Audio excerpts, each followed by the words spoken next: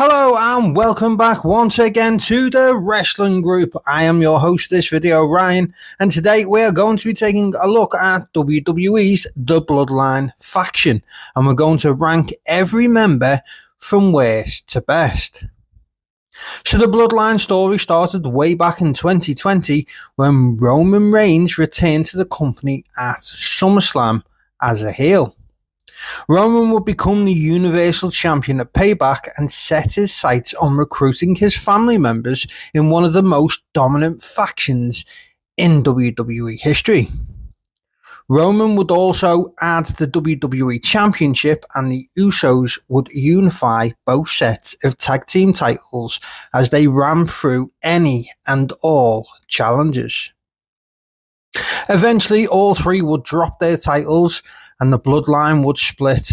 Solo Sikoa would claim to be the new tribal chief and would build a new version of the faction, adding Tama Tonga and Tonga Loa from New Japan and Jacob Fatu from MLW, which would eventually lead to the reuniting of the OG Bloodline of Roman Reigns, Jimmy and Jey Uso, and Sami Zayn as they look to take on the new Bloodline in a Bloodline Civil War storyline.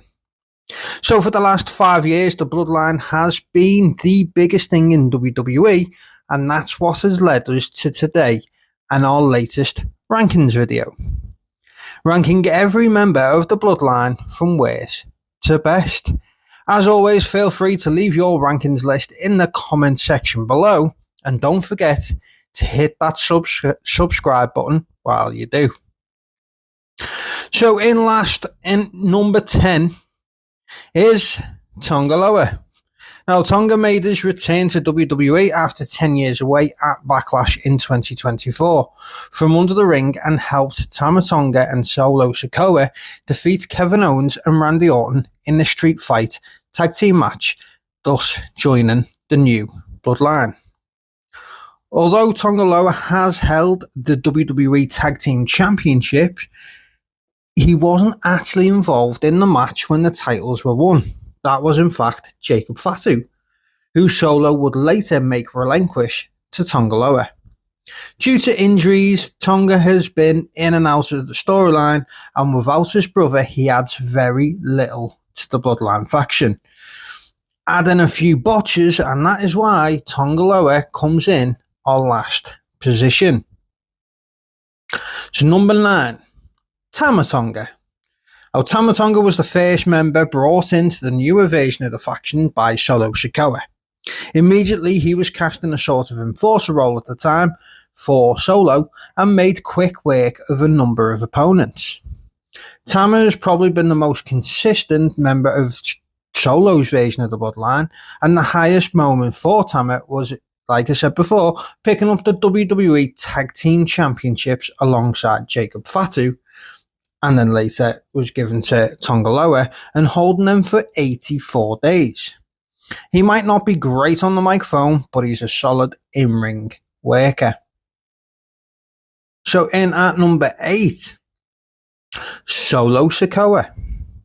Now, Solo being ranked solo might actually come as a shock for some, but for me, this is exactly where he should be ranked. And this is why. At the start of the inclusion with the Bloodline, Solo was used in the sort of enforcer role, but would spend most of his time in the background.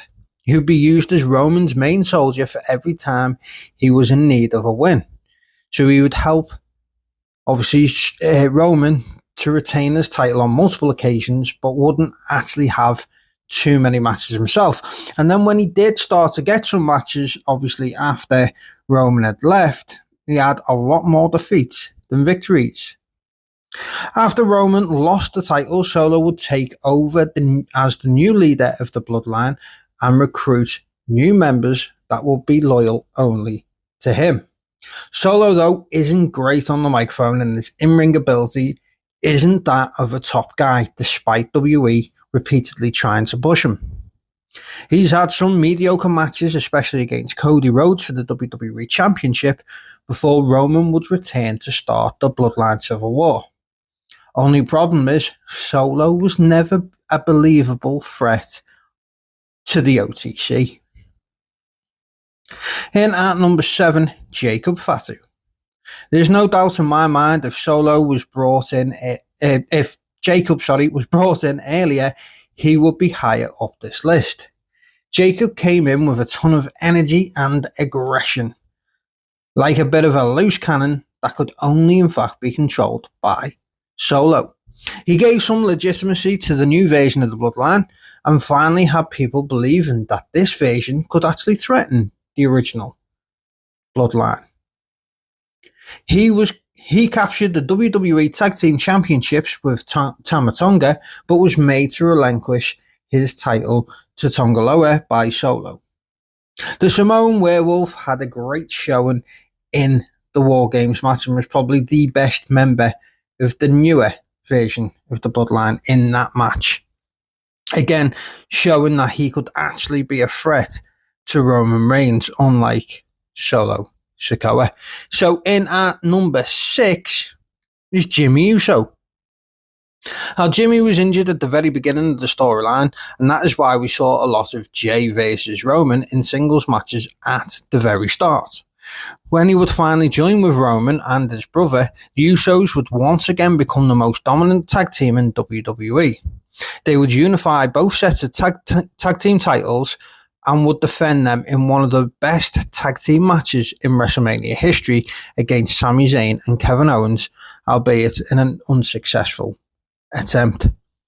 After losing the tag team titles, Jay would push on and become a solo star in his own right, whereas Jimmy would flounder with his brother, without his brother, struggling to make it on his own and constantly being compared to Jay doesn't help Jimmy's case. So in at number 5, we have Paul Heyman. Now, Paul Heyman has made the Bloodline what it is today. He has been here since day one, pulling the strings, selling promos and riling up the fans, all for the sake of Roman Reigns.